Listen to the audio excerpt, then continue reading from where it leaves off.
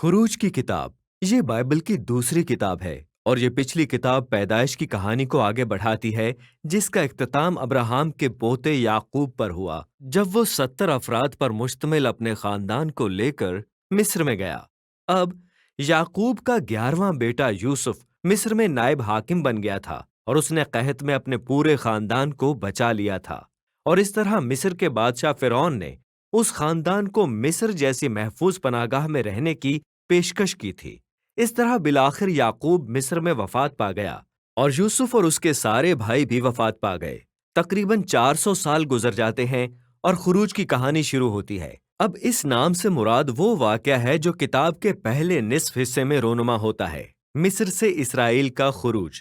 لیکن کتاب کا دوسرا حصہ بھی ہے جس میں بیان کردہ واقعات کوہ سینا کے دامن میں واقع ہوتے ہیں۔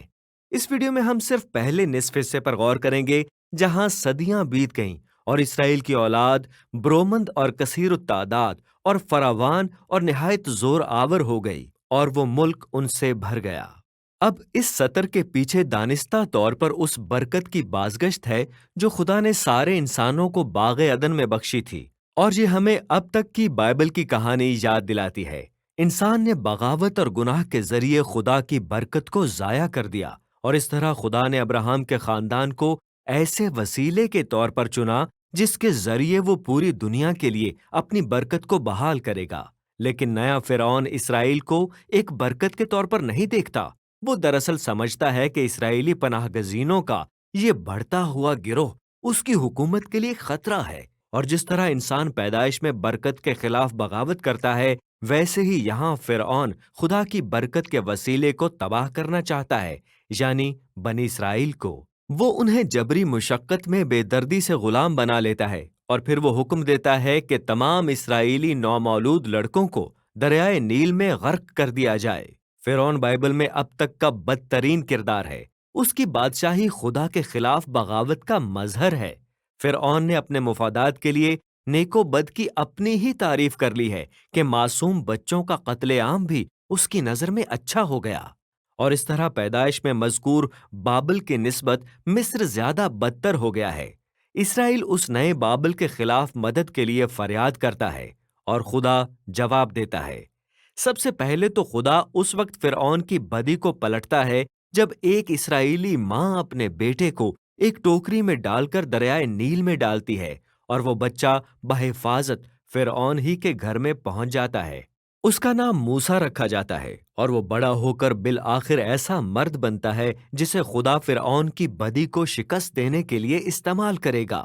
جلتی جھاڑی کی مشہور کہانی میں خدا موسیٰ پر ظاہر ہو کر اسے حکم دیتا ہے کہ وہ فرعون کے پاس جائے اور اس سے کہے کہ وہ اسرائیلیوں کو آزاد کر دے، اور خدا فرماتا ہے، میں جانتا ہوں کہ فرعون مزاحمت کرے گا، اور اس طرح خدا آفتوں کی صورت میں مصر کو سزا دے گا۔ پھر خدا یہ بھی فرماتا ہے کہ میں فرعون کا دل سخت کر دوں گا، اور اس طرح ہم کہانی کے اگلے اہم حصے سے متعارف ہو جاتے ہیں، خدا اور فرعون کے درمیان تصادم۔ اب جب خدا فرماتا ہے کہ وہ فرعون کے دل کو سخت کر دے گا تو اس کا کیا مطلب ہے؟ کہانی کے اس حصے کو قریب سے اور ترتیب سے پڑھنا واقعی بہت ضروری ہے۔ موسیٰ اور فرعون کی پہلی ہی ملاقات میں ہمیں بتایا جاتا ہے کہ فرعون کا دل سخت ہو گیا۔ اس کا یہ مطلب نہیں کہ خدا نے کچھ کیا ہے، اور اس لیے جواب میں خدا پہلی 5 آفتوں کا سلسلہ بھیجتا ہے۔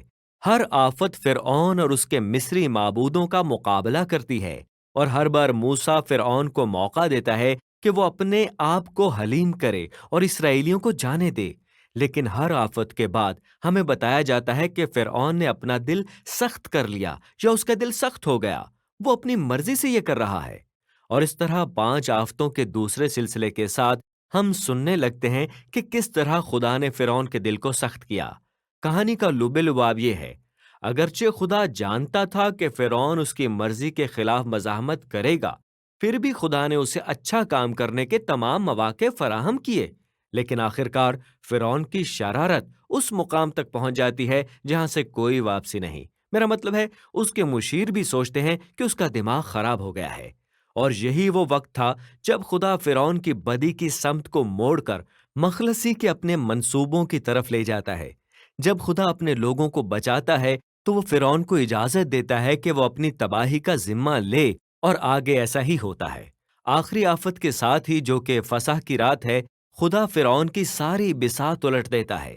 جس طرح اس نے اسرائیلیوں کے بیٹوں کو قتل کیا تھا، ویسے ہی خدا آخری آفت کے ساتھ مصر کے پہلوٹوں کو مارے گا۔ لیکن فرعون کے برعکس خدا برے کے خون کے ذریعے بچ نکلنے کا راستہ فراہم کرتا ہے۔ اور یہاں پر کہانی رک کر ہمیں تفصیل کے ساتھ اسرائیلیوں کی سالانہ عید فسح سے متعارف کراتی ہے۔ اسرائیلیوں نے مصر سے نکلنے سے پہلے کی رات بے داغ جوان برہ ذبح کیا اور اس کا خون اپنے گھروں کی چوکھٹوں پر لگایا۔ اور خدا کی آفت مصر پر نازل ہوئی تو جن گھروں کی چوکھٹوں پر برے کا خون لگا ہوا تھا ان کو چھوڑ دیا گیا اور ان کے بیٹے بچ گئے۔ اور اس کے بعد ہر سال اسرائیلی اس رات خدا کے انصاف اور رحمت کو یاد کرنے کے لیے جشن مناتے تھے۔ لیکن فرعون اپنے غرور اور سرکشی کی وجہ سے اپنے بیٹے سے ہاتھ دھو بیٹھتا ہے اور آخر کار وہ اسرائیلیوں کو آزاد کرنے پر مجبور ہو جاتا ہے۔ اور اس طرح اسرائیلی غلام مصر سے اپنا خروج کرتے ہیں، لیکن ان کے نکلنے کے فوراً بعد فرعون اپنا ارادہ بدل لیتا ہے۔ وہ اپنی فوج کو اکٹھا کرتا ہے اور آخری ٹکراؤ کے لیے اسرائیلیوں کا پیچھا کرتا ہے۔ جب اسرائیلی بحفاظت سمندر کے پانی سے گزر جاتے ہیں، فرعون خود بخود اپنی ہی تباہی میں کود پڑتا ہے۔ خروج کی کہانی بائبل میں تعریف کے پہلے گیت کے ساتھ اختتام پذیر ہوتی ہے۔ اس کو سمندر کا گیت کہتے ہیں۔ آخری سطر اعلان کرتی ہے کہ خداوند عبدالآباد سلطنت کرے گا۔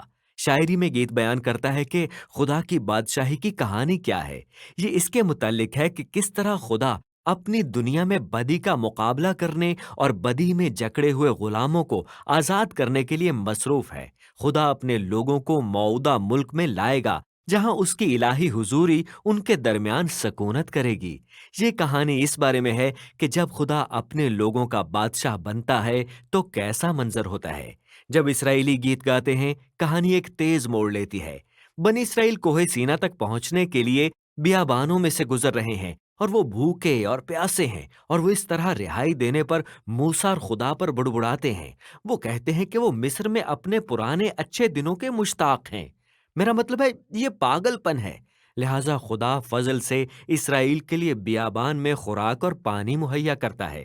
لیکن یہ کہانیاں ایک تاریک سایہ ڈالتی ہیں اور ہم حیران ہونے لگتے ہیں کہ ایسا ہو سکتا ہے کہ اسرائیل کا دل فرعون کی طرح سخت ہو؟ ہم دیکھیں گے، لیکن اب تک کے لیے یہ خروج کی کتاب کا پہلا نصف حصہ ہے۔